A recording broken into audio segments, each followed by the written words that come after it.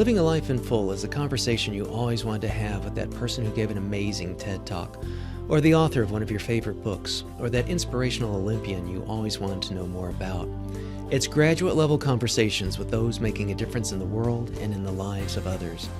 This show brings you new ideas and approaches so that you can live a life in full. I'm your host, Dr. Chris Stout, and I hope you enjoy this episode.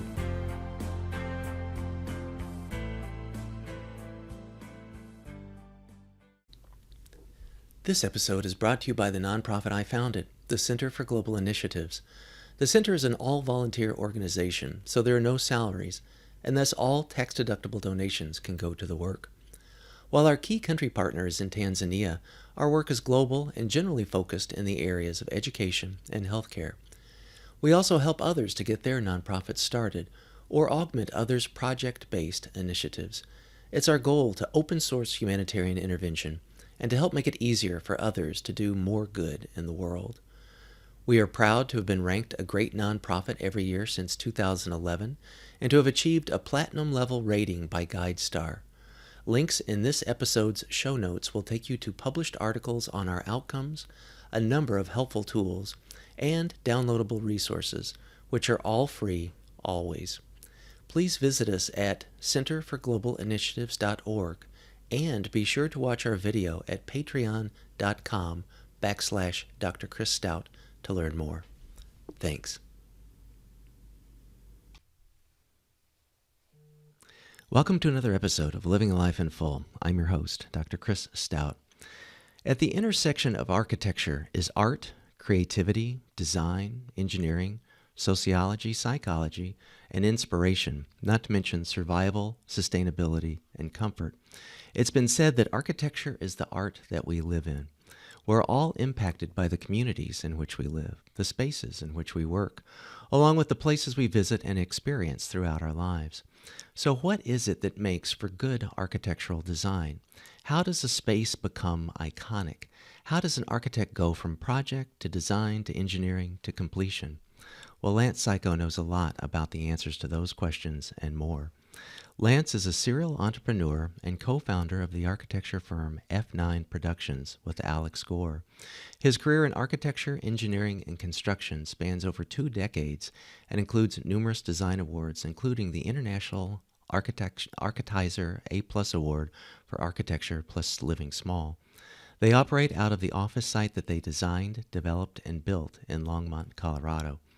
Their firm earned the #1 spot in Tier 3 of BizWest's Mercury 100 fastest growing private firms with an unheard of growth rate of 386%, which we'll do a deep dive on in today's episode as well.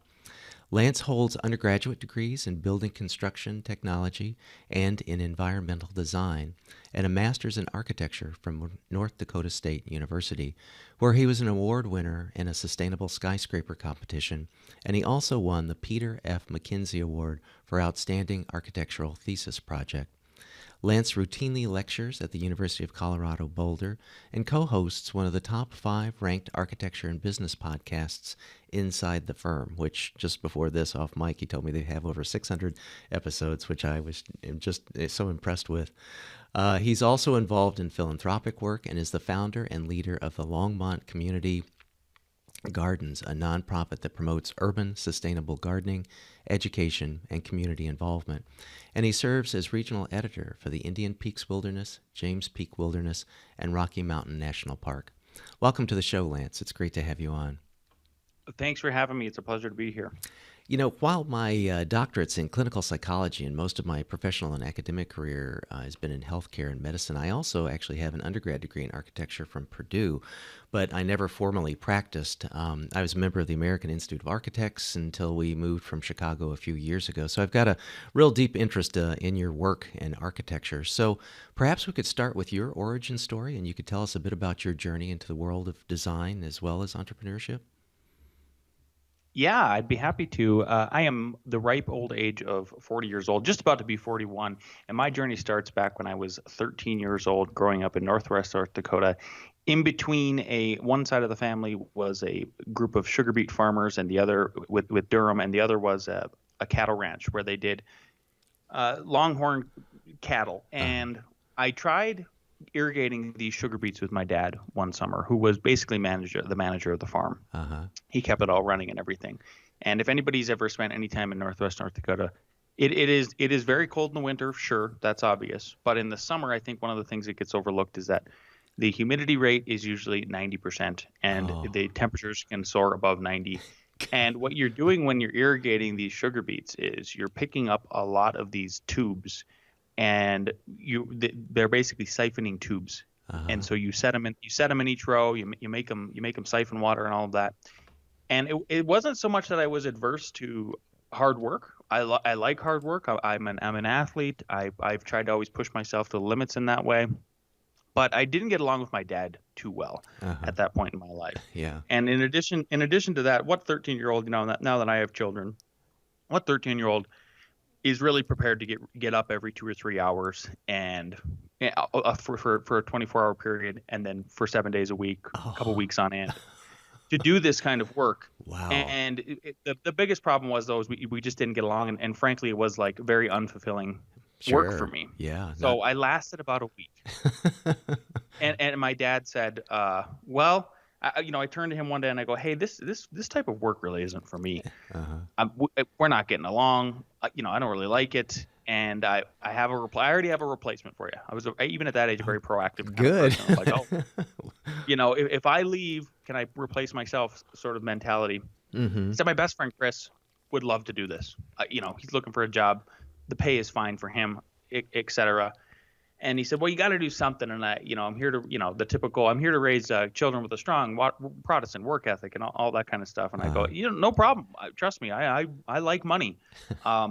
We grew up very lower middle class, to the point where you'd get one pair of shoes per year. There was always anxiety around asking for money from mom and dad, stuff like that. So I called up his best friend, Bruce. Bruce was a general contractor. And I said, hey, I think you got a big contract, I think, this summer where you guys are doing like a bunch of roofs and stuff like that. And I said, I've always been interested in construction. Do you have any openings? Like, I'll do anything. And he goes, sure, you can be my gopher. And I go, and I'll pay you $7.25 an hour. And I just jumped out of my seat. I was so excited. And I said, cool, what's a gopher? And he goes, well, you'll go for this, you'll go for that. When you're done going for the things, then you can get up on the roof, Lance, and learn how to roof with us. I was the best gopher he'd ever had. Oh, awesome. He will unequivocally say that, I was up on the roof as much as physically possible. And by the end of the summer, I had really learned how to, tear off a roof, put on a roof, do all the detailing and all of that good stuff. About halfway through the summer, Bruce saw that I was one of the more capable young guys and energetic and eager young men that he had ever hired. And I think he saw something in me that he hadn't seen in the other folks that he hired previously. And he pulls me aside and he says, how much I'm paying you $7.25 an hour. What do you think I'm paying? What do you think I'm charging the owners for your labor? And I go, $7.25 an hour. And he laughed, and I go, why are you laughing? And he says, that's not what I charge them. I charge them, 3 or 4 times what I'm paying you per hour. And I go, whoa, why would you do that? Bruce explained to me profit. He explained to me risk. He explained insurance, all the overhead that goes into it, and why that's how it works in that service-based industry. And at the same time, I recognized after working with Bruce for that long over the summer that he didn't have the same kind of anxiety about money. He didn't think about money in the same way that my family did and I did. And that it's no matter what, it's the source of all evil, no matter what. And that it also was scarce. And therefore, one of my favorite quotes that is actually from Kanye West, having money isn't everything, not having it is. And I really felt that inside of me. I was like, oh, yeah, if you don't have money, it's like everything, because that's all you're trying to do. It's just like if you don't have food is everything then all of a sudden, right? Yeah. And so I saw that contrast between, it was kind of like Rich Dad, Poor Dad for me, right? Robert Kiyosaki's book. Yeah. My dad was the poor dad who just worked in the family farm, never had any aspirations of his own to start his own business, zero entrepreneurial effort and skill and that sort of thing. And Bruce was the opposite.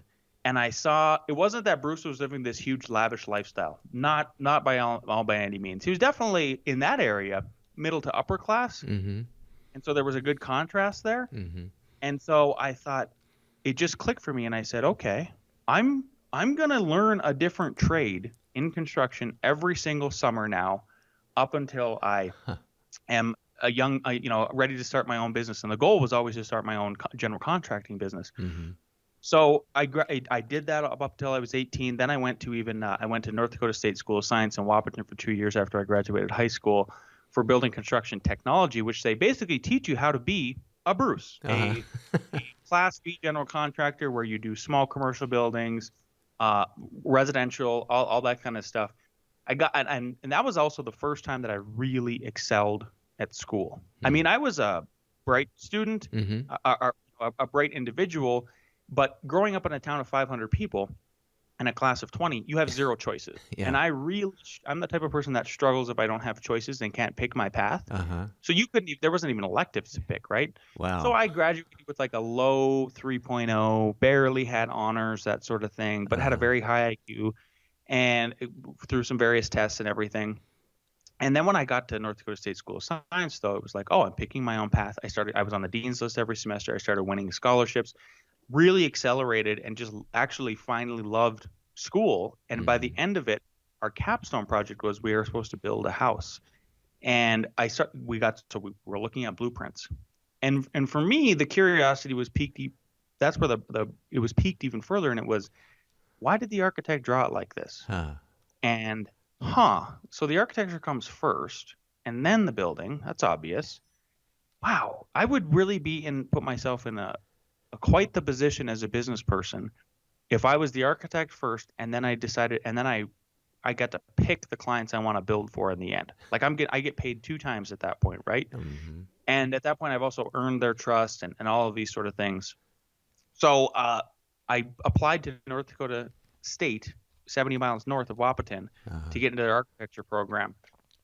It's the freshman class when people go there to get in the architecture program. It's 350 to 400 people. It gets whittled down to 50 people through a selective process with GPA and portfolio down to 50 your sophomore year.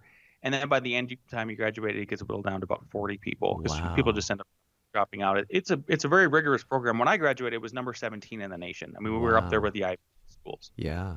Wow. 2008. So that's what led me to be an architect. And again, the same trajectory happened when I went to North Dakota State. It was, oh my God, I love it. I mean, I was just so personally fulfilled with the rigor of learning architecture, design, academics. I mean, I ended up being a McNair Scholar 2 times, won the Peter F. McKinsey Award, like you said, graduated top class. And as a matter of fact, Chris, I'm actually teaching at North Dakota State now as well, in addition to State Colorado Boulder. Nice. So I need to update my bio, but yeah, that's sort of as quick as a story as I could make it of what led me to be an architect today. That's great. Oh my gosh, I love that. I want to unpack a lot of that. So, when it was sort of like this inspiration of Bruce being able to get, see the business side of it, and then, opening up those blueprints. So you guys actually physically built a house based on the plans that you had. That was one of the projects earlier on in your education. Yeah. That's and they were awesome. old school blueprints, right? I mean, they weren't like literally CAD blueprints, drawings. huh? Literally blueprints. Right now, they're mostly most people I think know, they still call them blueprints. I mean, I think that's like a leftover term that's going to happen. Right. But yeah, that was my first experience, and I most recently in the last couple of years, I have taken a test to see if I even register on the autism spectrum, and I do at a lower level, like a high functioning level, where I can still function well. But one of the things that folks like I sort of suffer from when you're on that spectrum is like you really care about the truth, like the truth and the why behind things. So I'm now looking back at it, it's like, oh, that's why I was so intrigued by looking at these drawings and going, well, why? Yeah. Why did they make those decisions? That's great. So, like in your back in the day, a million years ago, when I was in architecture school, sort of the career trajectory was either go like you did, get your master's degree in architecture, or you could actually get licensed in Indiana. I went to Purdue. That if you apprenticed for someone for 10 years, and just where my head was at back then, it was sort of like I really kind of didn't want to do either one of those things, so I didn't. But how did you go from getting your master's degree into putting out your architect's shingle, so to speak, or what was the foray from going from school into entrepreneur and startup and founder? Yeah. So I love that you cited some time with, a time frame with that. So where it is now today is if you graduate architecture school, it's not like a lawyer where if you graduate as a lawyer, you could go take the bar and you could pass and potentially start your own firm right away. Architecture school, it went from 10 years of apprenticeship, like you said, down to now 3 to 5 years of apprenticeship. And you have to log all these hours, and it's very rigorous. And you have to take between 5 and 7 tests. When I took the test, it was 7 tests. My trajectory towards becoming a business owner the co-founder of F9 Productions here in Colorado is not a traditional one. A lot of architecture folks, a lot of people that own their own firms, they take a traditional path, and that path would be something to the tune of they graduate, they do the apprenticeship, they work then they get licensed under an architect. Then they work for maybe 5 to 10 years under that architect or jumping maybe from job to job. They get enough connections to where then they feel like they can safely jump ship and start and hang their own shingle, right? Well, Alex and I graduated in 2008, and if there's any folks that are listening that understand just the history of economics and the economy, they will know that those 2008, 2010, very significant years, right? Yeah, I remember. Great recession. Yeah, great. Perfect time. How can one forget, right? Yeah. Mercy. Hey, great time to graduate, Lance. Yeah. So we graduated, and we actually ended up landing each individually some of the very last internships I think that were even available in the free market. And I came to Boulder, Colorado, and worked for Studio HT, who is now defunct. They split up and broke up and all that stuff. I lasted about 9 months. My business partner, Alex Gore, he went out and worked in New York City. He actually watched Wall Street melt down from a skyscraper in the office during the Great Recession. It was incredible. I mean, watching the stockbrokers come out of the buildings with their briefcases and their basically clearing out their desks, right? Wow, what a time to be there. Good Lord. Wow. Yeah. And so I could see the writing on the wall coming from Studio HT. If you're just kind of scrolling around in the design software and not really doing anything because there's nothing to do, that something is wrong. I started paying attention to what was going on in the stock market and reading about it a lot more. And I was like, okay, I'm pretty sure the layoff is coming. And sure enough, it came. It was one of the most devastating days of my life. I remember driving home, calling my granny, calling my mom, my wife, crying, upset, super upset, right? Yeah. Just devastated. You work so hard to graduate, at the top of the class, and then that happens, and it's no fault of your own. Exactly. Yep. Wow. So, no, but again, I knew it was coming, and so what I was doing was I did a couple different things. I started putting out these Craigslist ads for side work, relying back on all my carpentry experience, painting experience, construction experience. And I've always tried to contrast what others are doing to exploit a niche that I think is there, right? And I guess it relates to the law of polarity, which is sort of one of my guiding north stars in life now, of thinking about life in terms of the law of polarity.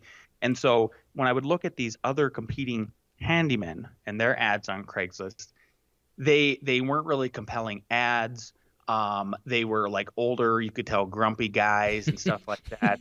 And so I was like, what's the opposite of that? Oh, I'm gonna tout myself as a highly educated, easy to work with, handsome, sober. I'm not joking. I put that kind of stuff in there. And then at that point, even Craigslist would allow you to add some images to the ads. And so I added some images of myself and stuff like that. And the response I got from Boulder County in particular was amazing. Like, I had all of these wonderful housewives that wanted to hire me and have me around and like painting and cleaning and having lunch with them. It was pretty fun. That's brilliant. So I had that pipeline kind of ready to go, knowing the layoff was coming. And the other thing I was doing is I would wake up very, very early, like 4 or 5 in the morning, and I would work 2 or 3 hours at my home office, and I would build these CAD models. Because at that point, the architecture community was changing from AutoCAD, like drawing in 2D, over to building information modeling with Revit, with platforms like Revit Architecture. And I could see that all of these CAD details needed to get translated over to 3D models. So I would model them and I would upload them to this website called TurboSquid. And I started to get noticed by the CFO. And she emailed me one day and she goes, "Hey, you are uploading more models than anybody into this software, like in the world." She's like, "What's your goal here?" And I go, "To continue to do that." Like that's the idea, because it was mailbox money. Like, they would buy the models and then you would just get mailbox money. Yeah. And so through that noticing, though, then she goes, "Well, we've got one of the biggest architectural catalogs interested in teaming up with who then has access to the biggest building product manufacturers in the world, and they know that they need to transition, and you'd be perfect for this." So I kept in touch with her, and that after a couple months, and then the layoff happened, and I had this pipeline of work. I never had to take unemployment, and I'm proud of that, just because I'm very much a self-starter and like try to be as self-made as I can in that kind of regard. And so by the time I got laid off, all of those things were in play, and that laid the groundwork, especially that CAD work, for us to be able to start the architecture firm. We started it unlicensed. We had to be very careful about what we even called ourselves. So at that point, we were just designers who do buildings, and the language had to be really careful. Right. And then what was really crazy was we used Craigslist again to advertise, and we started to get clients. We focused on single family residential custom stuff. We would get commercial clients every once in a while. And the most hilarious part about the commercial clients was that's where the licensure comes into play. It's like, well, we're not licensed. So we had to start teaming up with other architects, and that's where we finished out the rest of our apprenticeship. So it was very piecemeal. It was very piecemeal. That's awesome, because you then brought business to those firms, and you could, be able to be under their license as an umbrella, and everything's all, hunky-dory for everybody. That's brilliant. Wow. Thank you. And one of the sweetest ones was I brought a clinic back to the firm that laid me off. It was hilarious. It's like, why is this 24? Why is this 24-year-old guy unlicensed out, like, he's getting work and you guys can't? Like, what is the problem here, right? So again, so we starved for about 3 or 4 years, in 2009 to 2013. The economy finally started to pick up again. It started to pick up so much that Alex and I were, we were the true garage story. Like, where we operated our business out of was his dining room in the one-bedroom apartment, kitty corner to mine. When because he ended up moving down to Colorado, because what he did is he did help me with some of that CAD work, and we were talking about a business. He got laid off a little bit after. He got laid off actually before me in New York, because everything, went from New York westward. Right, and trickled, yeah. Yep. And then he was like, well, we're young and naive, and he says, "Oh yeah, well, I'm gonna go back to grad school for my master's in construction and management, and by the time I get out, this recession will be over." It's like, we didn't know. Sure, yeah. Obviously didn't work. So he ended up having to move back in with his mom and dad. Wow. And as a young American male who's highly independent like Alex is, and has worked really hard, I think that's hard. Yeah. That's hard on anybody. Yeah. So he was very dejected by the whole situation, for sure. Yeah. Well, coming from the high life of New York, and probably what the trajectory he viewed himself on, that what a 180-degree turnaround for that would be tough to do. Yeah. So he ended up staying at mom and dad's for like a couple months, and then eventually moved down to Colorado because I said, hey, I got a house, I got a clinic, I got all this CAD work. How much money do you got? I got 3 months. I got 3 months of living expenses saved. As I go, hey, the apartment opened up just right above me. Let's try it. Like, I know we're a decade early, but let's try it. And we tried it. So we starved for those 3 or 4 years. Finally, everything started to pick up, and then we needed to hire somebody. And we tried to. We were looking local, so we tried to hire out of the University of Colorado Boulder, and the first candidates that we got, we were really not happy with at all. And they just weren't what I would call like turnkey. And so we were like, no problem. We reached out to the CU Boulder to, I think, the dean, the chair of the department in environmental design, and said, hey, we're local. We want to hire local. We can't. Here's why. But we think we can help. And here's what we could do. We both have master's degrees. We're qualified to teach. Do you have any openings for us to teach this piece of software called Revit Architecture? And she said, we don't have any openings in our department, but we do in the engineering department. And so we ended up started teaching that software to the engineering students at the University of Colorado Boulder. Alex still teaches that class today. We used to teach it tandem together. And now I teach in the environmental design department. I teach the Adobe Creative Suite and stuff like that. Wow. And then from 2010 or 2013 to now, it's been just a beautiful trajectory of growth that and multiple companies have been started as offshoots from F9. We have F12 Productions, which is actually, I'll start back to F10 Productions. Was we designed and built these 2 tiny houses for Subaru. After our first tiny house was seen on HGTV, it was seen about every 2 weeks because we landed an episode with them. Wow. That's where the Architizer Award comes into play. And then we started after we built those 2 tiny houses, we earned enough money to finally be able to buy a piece of land, which has always been our dream, is to be kind of wear all 3 hats: architect, builder, real estate developer. And it's sort of an alliteration on, me thinking, oh, if I was an architect first, then I could build it. Yeah. And it was like, I get paid 2 times. Well, now if I do the real estate developer, I can get paid 3 times. Yeah. And actually maybe indefinitely if I hold on to the real estate and that sort of thing as an investment. So we started F12 Productions. F14, we skipped F13. We're a little superstitious. F14 is our general contracting company, and that's still going very strong today, and we're looking to grow that as well. And that's brings us up to sort of present day. Wow. With the inclusion of teaching at North Dakota State. So F12 is the development arm of it? Yep. Okay. Yep. And then you said with the F10 with Tiny House and Subaru, did I hear you right? Yes. What? Yep. How do they have super tiny garages, or what? How does Subaru care about tiny? Why do they care about tiny houses? How the heck does Subaru tie into that, right? So Subaru funded the project, and they worked with a company called Powder, and it's like PWDR. They took out the vowels. And what Powder ends up doing is they end up creating experiences. That's sort of their tagline. Okay. And basically what it means is that we made these 2 tiny houses that the first tiny house that we made is called Atlas Tiny House. If people are Googling this right now, it's very searchable. It's a couple pages deep. It's so popular because it was the first of its kind.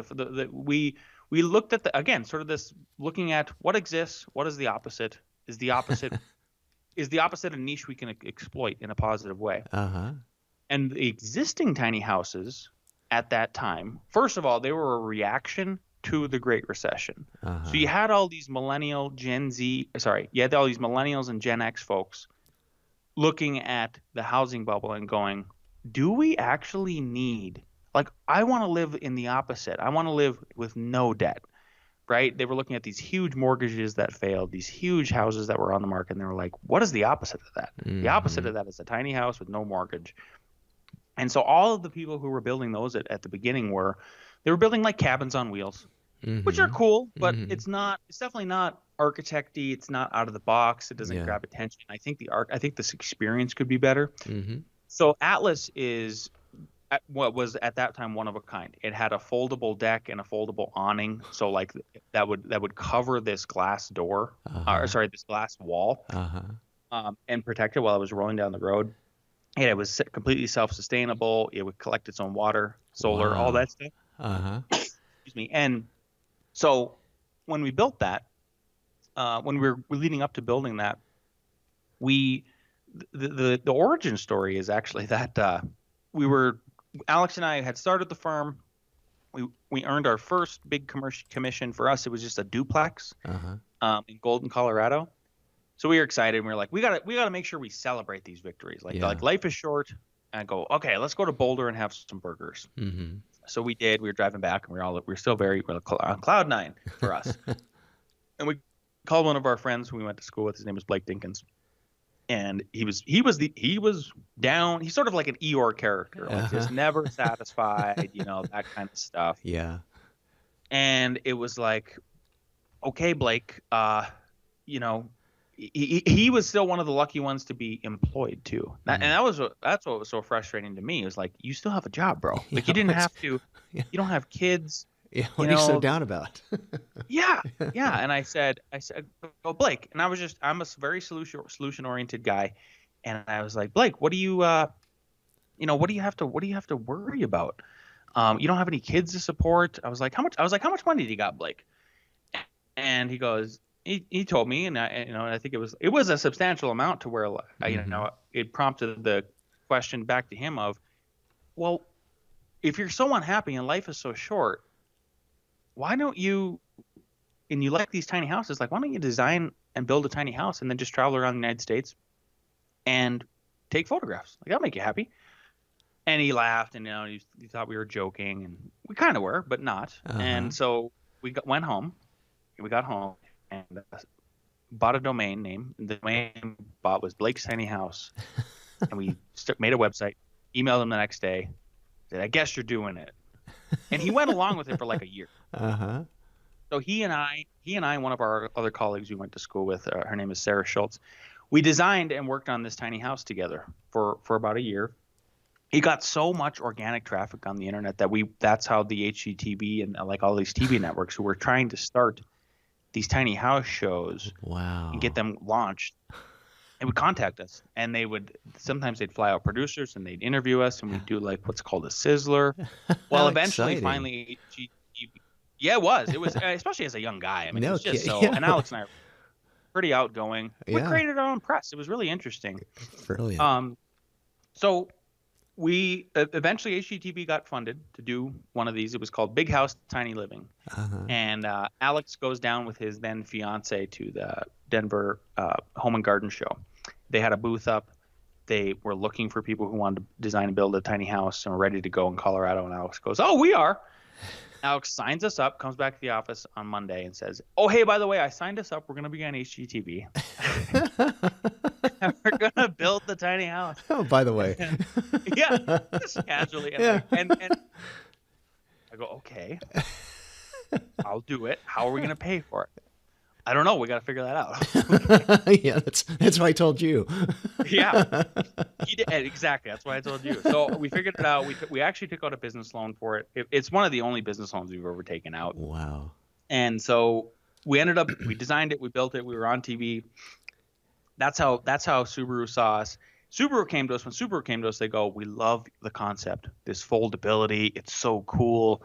Here's what we want to use it for." Basically, what they were going to use it for was they were going to haul around these tiny houses that we were going to build for them to all these ski resorts. And they would have the big Subaru logo, and they would have like swag in there, Subaru swag, and it was branding for them. Hot cocoa in there. They were like portable warm-up shelters. But they said, instead of one deck and one awning, we want two on each one. Both sides, we want them to be like 50% bigger. We want the overall tiny house to be 50% bigger. And by the way, we also want a foldable deck with foldable railings and a foldable staircase on the roof, so we can so we can then host rock bands. Oh my gosh. Yeah, and I said, Wow. okay, yeah. So I was like, when they said all that stuff, I said to Alex, I go, the first one was really hard to build. I don't think my wife is going to put up with how much it's going to, like, the effort it's going to take to build this one. I just, because we were inventing architecture. I mean, really, especially in that tiny house area. And so he said, well, what if I tell him this number? I go, if they go for that number, she won't even be part of the argument. And they didn't blink. It's Subaru. And so we built them, and we've got enough profit, and then we bought the piece of land, and then we went down the development path. Wow. And you were able to meet the Subaru specs with this crazy place? Oh yeah. I mean, wow. It was very difficult for sure. God. And part of the problem too is like the project manager who was involved. So again, Subaru provided the seed funding, and then there was this project manager at Powder. And the problem with the project manager at Powder is, it's like anybody who builds for the very first time in their life and overthinks too many things. And I'm guilty of it myself because, I've designed and built 2 of my own houses. And I know on the one big house that my wife and 4 kids lived in, that we designed for ourselves and everything, like there's obvious things where I'd be like, nope, I would never put that door in that kind of situation again. That kind of stuff. That was actually the most difficult part. And then their time frame. I mean, their time frame was just out of control. Oh, I bet. So I bet. Yeah. Did they sort of like keep coming back and going, hey, and can you put a window here? And hey, can you make this 4 inches longer and stuff like that? Or did they kind of worse than that? I would have loved that stuff. It was worse than that. Oh no. Yeah, I'm going to give you an example. Yeah, okay. They insisted on us installing this barnwood, and barnwood it's still a little chic, but it was definitely super chic when we built this in 2015. Super chic, right? Everybody was putting it on everything, and I tried to explain to them, you guys, this is going to be driving down the road. It's going to get all muddy and just disgusting, and like then you guys are going to have to power wash it. You know what that's going to do? They didn't. They weren't thinking about that. They actually were more capital A architects about the project than we were. More capital D designers than we were. Yeah. But that's not actually the kicker. The part we put on like the first couple rows of it, which was essentially it was the siding for the tiny houses, cladding on the outside. We put up the first couple rows of it, and we're installing it as if it was. Just like any other kind of siding, lap siding is installed, where if we have studs at 16 inches on center, then we're going to put 2 fasteners in each stud, where the studs are behind this piece of siding. So then you end up with this nice row going up and down, right? They hated it, and I was like, are you kidding me? I was like, we're trying to build this thing. You're taking a static. When it's at rest, the static piece of architecture, and then you're going to make it dynamic by going down the road. Roll down the road. Oh my gosh. And you guys are going to go all over the United States. And I go, how am I supposed to have confidence and give you confidence that you can roll around with this thing if we're not allowed to fasten like we normally would? They literally made us come up with a randomized pattern and then get back with their engineer and charge them additional services to have a randomized pattern of screws that would work for them. Oh my God. They came back to us actually like 4 or 5 years after we completed this project, and they wanted to do another one. And with a lot more experience under our belts, obviously, builders wise and just business and just having more confidence in saying, I don't know, or I know, or whatever. I had to bring it up to that project manager. I go, hey, are we going to encounter any more of this craziness about like randomized patterns? He's like, no. He admitted all of his rookie mistakes which was sort of satisfying, but at the same time, like, oh man, it still sticks in my craw. We had to do something to fix that.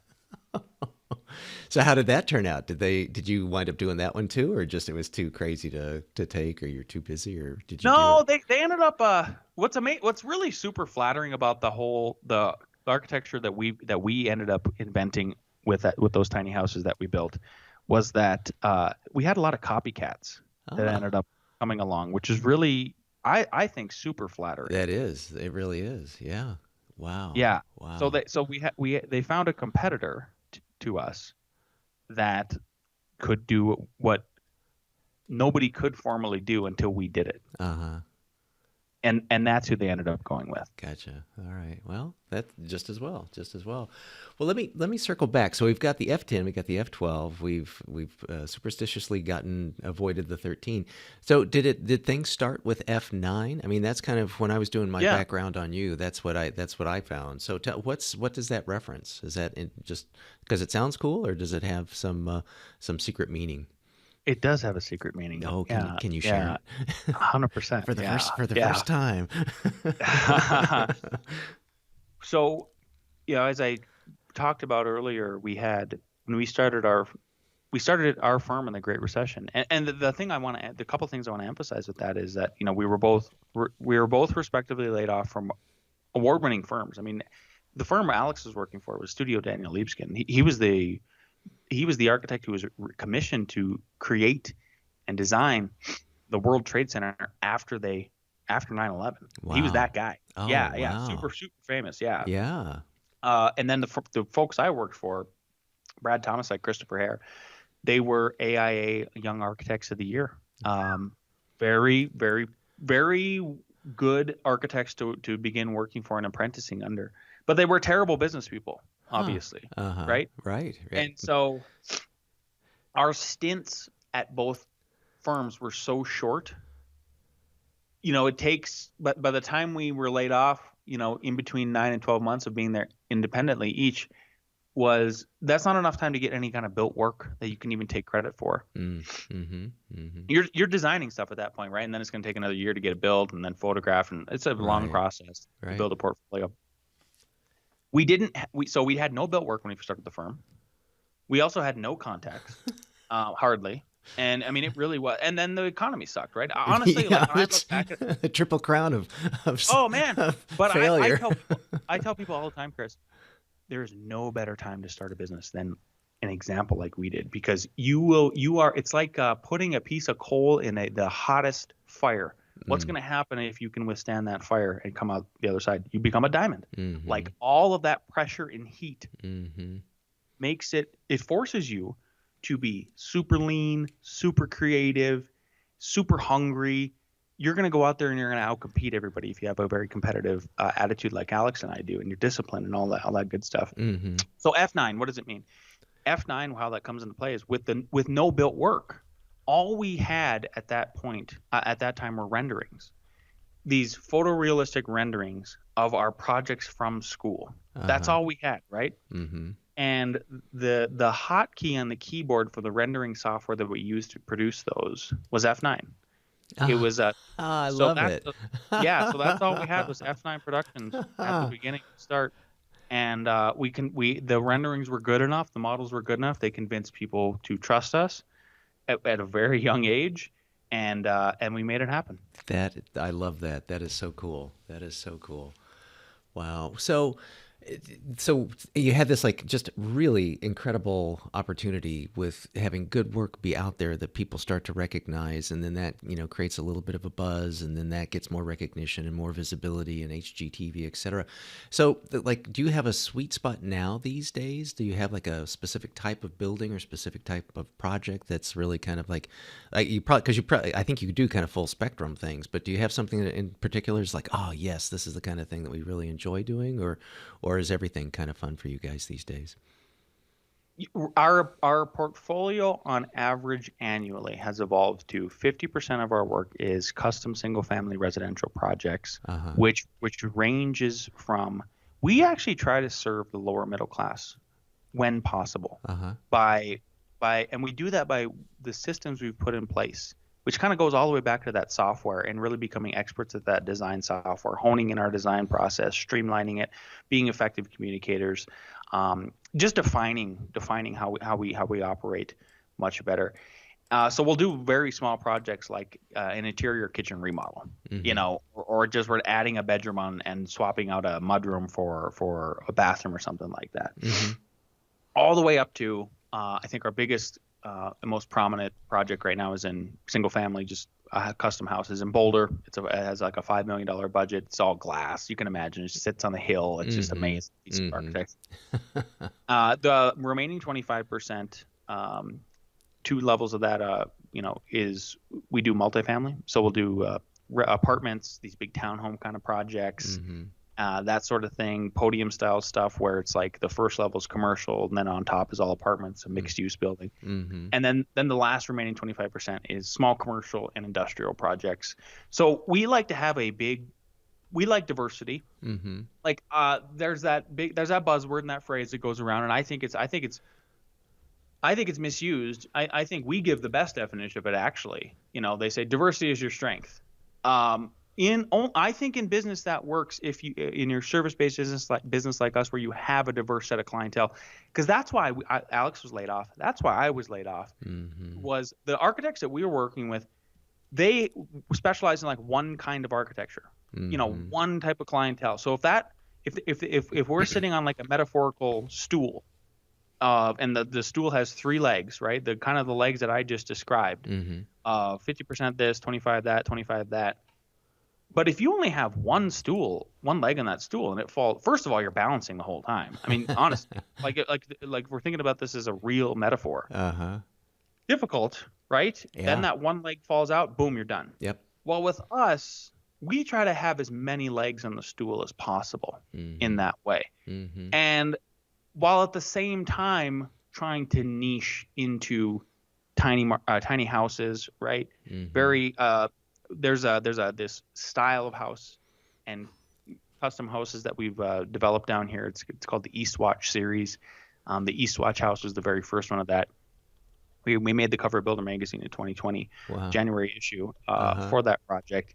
And since then, people come to us just specifically for that style. So for anybody out there who's listening and they go, okay, you guys are super diverse with your workload, the type of clientele you're bringing in. That is the opposite of what I've been hearing in terms of you need to niche. You can still niche. You can still niche. You just it's just your challenge is bigger to niche. It's just a bigger problem to solve. Yeah. That's interesting. I mean, I think about it too in terms of some of the other guests I've had and some of the writing I've been doing for LinkedIn. Kind of another buzzword that maybe can be applicable to what you're describing too is like what people talk vis-a-vis careers of a portfolio career. That there might be things that you really lean heavy in on, that, that there's, specific training or expertise that you've had, but then also you bring a diverse set of other kinds of skills and experiences, just like you guys with, design, be architects, be developers, be, general contractors and all that. I think all of those things inform one another, because I think there's a lot of general contractors I've known that just, curse the architect, like, why would he or she do that? Blah, blah, blah, this is so dumb. And vice versa, to say, well, this is just a box with a roof on it, and just all those kinds of things where you and your team, are able to bring all those things together in whatever kind of project, be it a, commercial or be it a multifamily or podium mixed use, and that all, that kind of informing how you even think to approach a project, I think is a really, really clever way to do it. I think, I don't know if you're familiar with Talib's book, Anti-Fragile, but that's one of the other things that's coming up in my head as you're talking about this, that, to start a company during, really difficult economic times, but then also to have this flexibility to say, right now it's 50 this, 25 this, 25 this, but we could make it, 35, 35, 35 if we had to. We could make it 75, 25. We have the adaptability depending upon what the market is, depending upon what the economy is, depending upon what customer demand is, and I think that's brilliant. Is that part of the secret sauce? I wanted to circle back to that amazing number that you guys won this award, 386% growth rate. Is this the secret sauce into what it is yields a number? Okay, awesome. yeah, it is. It's 100%. Yeah, exactly. It's risk versus reward in the context of taking on more responsibility and thus reaping the rewards of taking on more responsibility. Nice. It's nice. it's Go nice ahead. to see that actually happens. Yeah. It's good to see you guys as a model of that, because conceptually that's like that. Yeah, that should be the case. And I know it's not all the time, but it's wonderful to see you guys doing this, and also to do it in the field of architecture is great. But sorry, I interrupted your thought. What were you going to say? Yeah. No, yeah. Thank you for adding that. 100%. Yeah. It is. It's like because you don't always see that. I Mm-hmm. mean, you Mm-hmm. hear there's a lot. That's like a statistic that really always stick with me, and I cite it on almost every public interview I give, or when I'm coaching other people in business, because now all of our colleagues are starting businesses. Mm-hmm. They're 10 years behind us, right? Because we took the Mm-hmm. risk right away. We were crazy. We honestly had no choice but to do it. Yeah. And they'll call me and ask for advice and stuff like that. And so what I say is, I go, look, this is an empirical fact. Most businesses fail in 7 years. Yeah. Yeah. So to have that kind of success, like, we feel very blessed. I'm very much a man of faith. I thank God a lot. I try to wake up with gratitude every day. Uh-huh. Like when we were doing the development and we were wearing all three hats, there was a period where it was 80. I worked 80 days in a row, no days off, that Wow. type of thing. And I really I was walking around pretty much praying in real time, that this would all work out. So there's definitely some hand to God and providence in Mm-hmm. all of that. That's And good. the 7 year thing for us too is like really coincidental with it's intentional. It's coincidental, but it's intentional with the podcast. So, we started in about 2010, 2009, right in there, right at the end of 2009, beginning of 2010. Mm-hmm. So our anniversary would have been in 2017 of the 7 years. And it was like, when that happened, I turned to Al one day and I go, it's been 7 years since we started the business. He goes, yeah, as it goes pretty fast. And I go, we haven't failed. Yeah. And he's like, yep, we haven't. I go, we should tell people our Yeah. story. Yeah. I think we should give it would be immoral. You could just feel Yeah. that urge, like wanting Mm-hmm. to burst out and tell people, especially with some of this negative attitude I just see in the media Mm-hmm. about Gen Z and the millennials. We're a millennial led firm, and we have mostly Gen Z and millennials working at the firm, and this idea that, like, the American dream is dead, that capitalism is all bad. And I have plenty critiques of capitalism. I am not just this vehement, like, it's all or nothing. Yes, money, money, money, money. But it was like, we should tell our story, and maybe it will positively affect people's psyche and give them, especially in our generation, Mm-hmm. it will give them hope and show them that there's still a way, and you can still make it, and you can still eventually buy your own house, Yeah. do all of these wonderful things. So that's why we started the podcast. I The love that. podcast. And Yeah. that's why I think you're so top ranked with that as well too, because there is an audience that really pines for that, to hear that this is a possibility. This is real. I mean, I remember again, going back into the caveman era of my getting started in things, that a similar kind of story and trajectory of, you go through all this training, for you and me to a degree, but you much more so with design and construction and architecture. But when I was in undergrad architecture, I never had a class on how to be a business person. And when I was in an undergrad or a graduate student in psychology, there was no class on how to open a private practice, and everybody just kind of, either worked for somebody, and like you with Bruce, kind of paid attention to how they did it. And then, or, someone has an architecture and apprenticeship and they kind of see how it's done, or you get hired by somebody and try and, look over the transom, to see how does a contract work, or how do I bid, or how do I, present to somebody, or whatever. And all those things get kind of, not necessarily talked about in a public or a educational setting.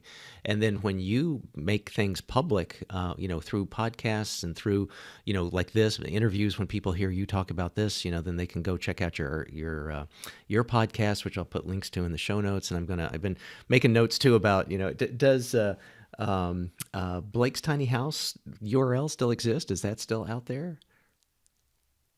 Yeah. So Okay. so it's actually a. You know what? I want to know where it is now. I'll speak to where I know where it left off. Okay, or yeah, let me know, and then I'll hunt it down and put it in the show notes and things too. Because I think even that, those kinds of things, I think are super helpful to people to, and you're bootstrapping like honestly, I gotta clap for you, Lance, with how clever you were with starting off with Craigslist and say, hey, I'm not an alcoholic. I show up at time. I'm not on probation. Et cetera, et cetera. All these things when people, because you said, in your head probably, what are the things that inhibit people from, getting someone? What are all the bad experiences that people have had? You grew up doing that and finding ways to be able to, counter that and be, Yeah. the anti-stereotype in a successful way of what customers wanted. And now you've rinsed and repeated at a much grander scale now with F9 and F10, et cetera, all the iterations of that. So just again, bravo. But I do want to, for everybody in here, there's a lot. I had another designer on my show, and I just, loaded up on the links because it's wonderful to have these conversations, but it's also so cool also to like see the stuff that you guys have designed and to see, historically as well as, kind of current portfolio kinds of things too. So, but again, here I go interrupting you. You had a train of thought that I derailed. Sorry about that. That's all right. You're good. Yeah, yeah. So Blake's tiny house. We designed it, we built it, we finished it, and then it was like, what do we do with it? Al was originally going to go on his honeymoon with it, and that didn't happen. And so, because I don't think it was finished. I don't think it was truly finished. Like TV production it puts on a facade. Right. Sure. So like it mostly was done, right? Was it completely functional? Not yet. So we had to finish it over the summer, and then Al got married at the end of that summer. Anyway, so we did end up finishing it, and what we ended up doing with it was there's the world's first tiny house hotel was born in Lyons, Colorado, which would be 10 miles west of Longmont, which is where our office is, which is where the tiny house was at that time. And they had openings. And so what you could do is if you owned a tiny house, you could put it there, and then they would rent it out, and then you would get a fee. You'd earn money every month. So we did that for about 2 years until they said we want to switch inventory. And so we put it on the market, and we actually sold it to this couple from New York City. Wow. Manhattan, deep in Manhattan, and they drove out. They bought it from us, and then they drove it around the country for a year, and then I believe they sold it to another couple, and I haven't heard about it since. That's what a history. What I'm hoping happens is I am one of these summers on a summer road trip, and I see it, and I can go talk about it. Wouldn't that be cool? It would be so cool. I just think somehow that's going to happen. Yeah, so that's what I know. And then the other ones, the other tiny houses that we built for Subaru, those ended up traveling for a couple years, and then I believe they revamped them a little bit and made some modifications, and that they're still in use. That is so neat. Wow. Well, I know we're on a little bit of a tight timeline. There's a couple of other areas of questions I want to kind of pick your brain on. Circling back to my history, back when I was an undergrad and kind of making this transition from architecture to psychology, I had an independent study course that was actually in psychology. And my professor encouraged me to correspond with Buckminster Fuller because I had some of these ideas for an undergraduate thesis and whatnot for that paper. And I'd read a number of his books, and I'm sure you know who Buckminster Fuller is. And I had an extremely difficult time. I understood a little bit of what I read, but anyway, so I was like, an I'm not worthy moment is like, oh my gosh, I can't really write this guy. So I wrote him, and I was just dumbfounded. He wrote me back, and I've kept that letter to this day. It was so cool. He had like on a postage meter. His postage meter, I remember on the envelope had a geodesic dome on it and stuff. Just really, really neat. So years later, I was given a talk at Stanford, and while I was there, I requested to get access to Bucky's archive, which is kept at Stanford and part of their collection. And then I was invited to do an entry in the encyclopedia on Buckminster Fuller, which was really difficult to do. I forget how many words it was, but it's like describe Buckminster Fuller, like in 5 paragraphs. this is like, well, that's pretty much impossible. But anyway, having said all that, are there certain books or authors or architects or designers that have an impact on your thinking or your work, or who might be role models or inspirations for you in the design and architectural world? The number one architect who's influenced me is actually a contemporary, meaning like he's still practicing. Uh-huh. His name is Jonathan Segal. He is not the actor, but Okay. he practices out of San Diego. Uh-huh. And he has developed this course and practice that is basically titled Architect as Developer. Oh, perfect. And so he was on the vanguard for sure Uh-huh. of starting this movement of architects. Because the thing about being an architect is the title in itself, right? It was originally master builder. So, you think about Michelangelo. Michelangelo was the Renaissance man, right? I mean, he did everything. Everything, yeah. A painter, a sculptor, an architect, a builder. It's Michelangelo. So that's the idea with Jonathan Segal and what he's doing and what we've tried to do. So we took his course, Architect as Developer, and he walks architects through about like, here's how you can, his goal, his number one goal was, and still is, and he lives it, is I don't want any more clients. Like, I'm the client.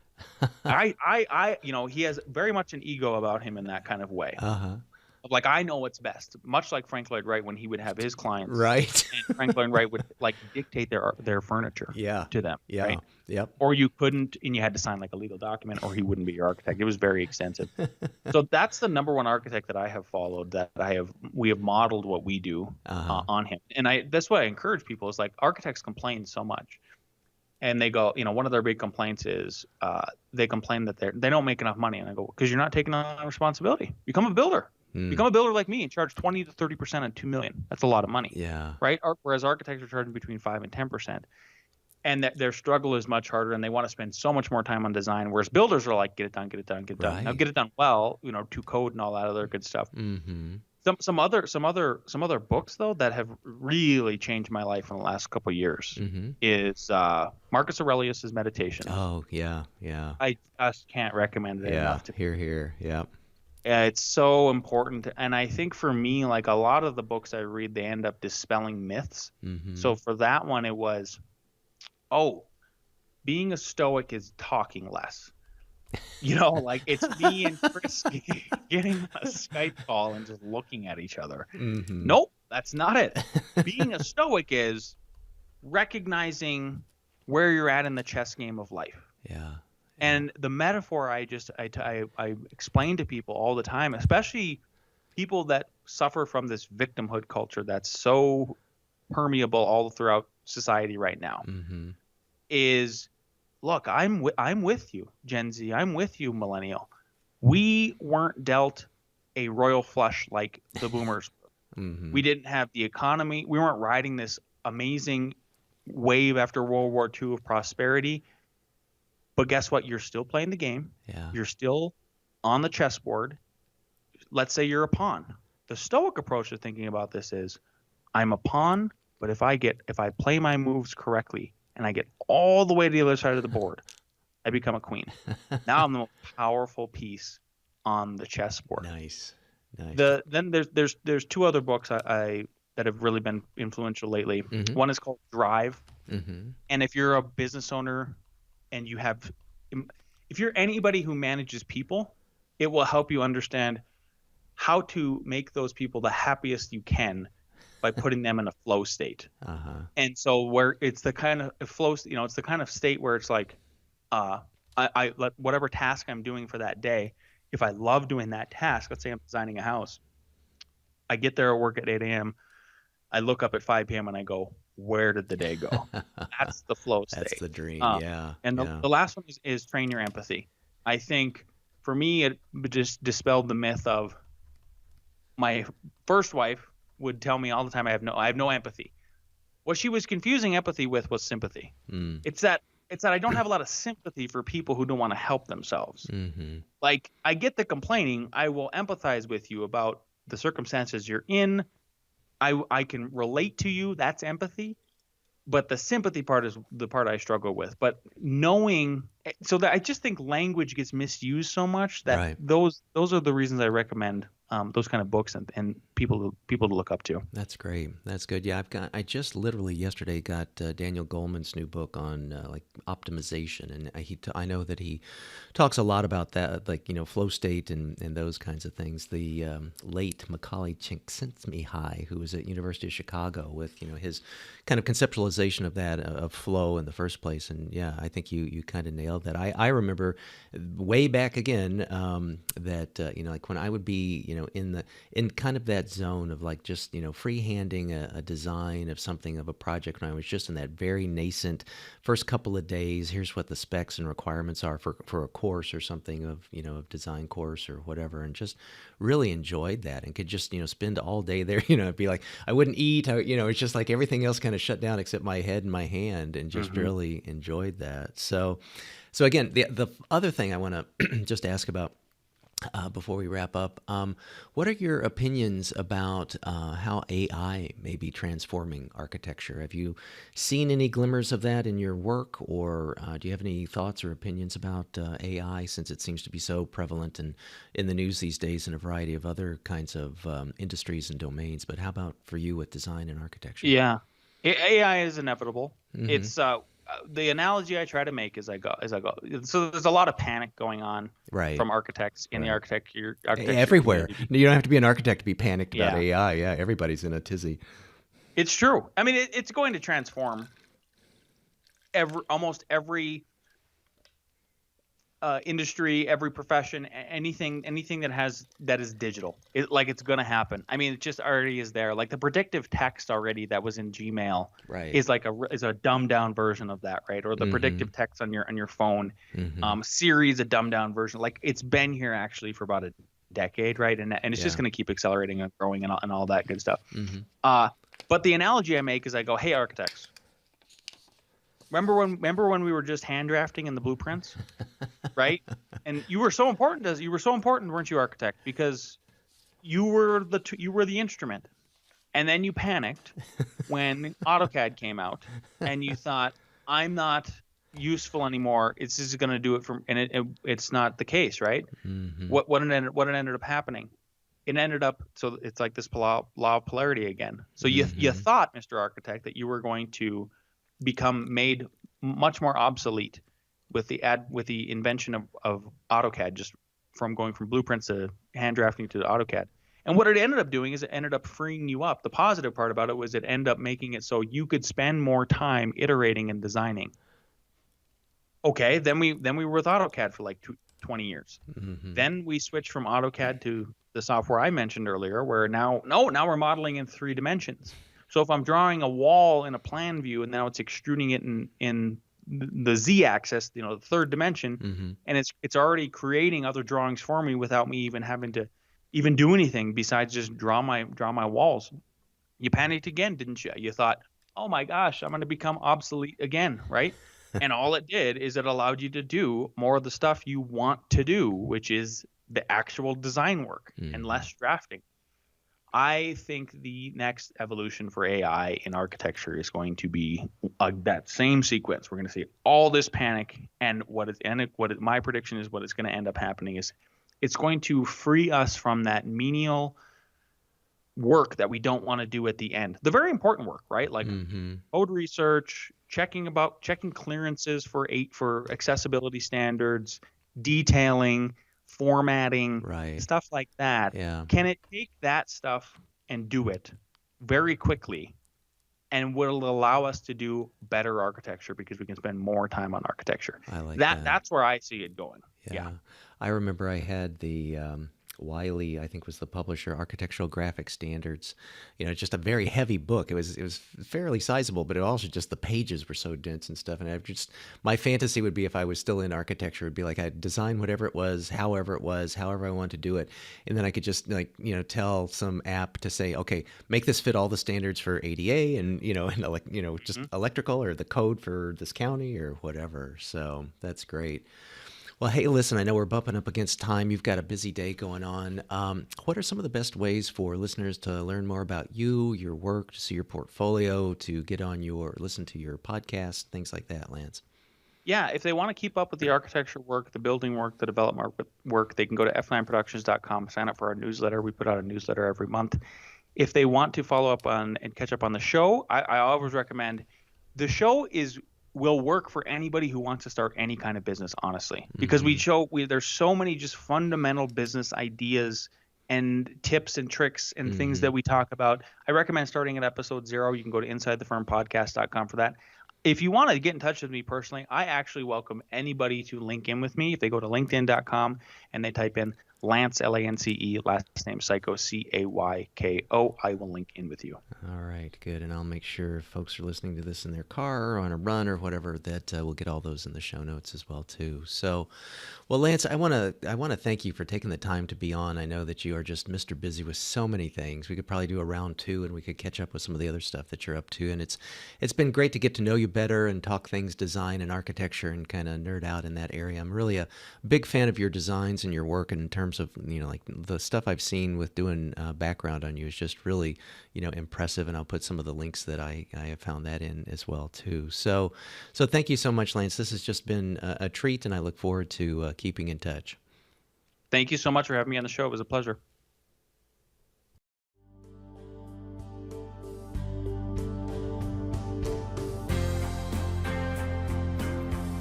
Living a Life in Full is a production of Stout Media, a subsidiary of Gordian Knot, LLC. Assistant producer, Gracie Wong. Music, Dan O'Brien. Executive producer and host, Dr. Chris Stout. To learn more, stop by our website at Life in Full for show notes. And please recommend us to your friends and subscribe on your favorite platform.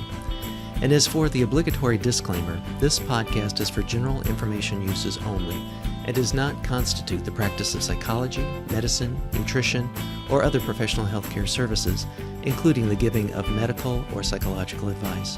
No doctor-patient relationship is formed. Lastly, and perhaps most importantly, I take conflicts of interest seriously. For all of my disclosures as well as show notes, please see livingalifeinfull.org/podcast and my LinkedIn profile. Thanks, and until next time.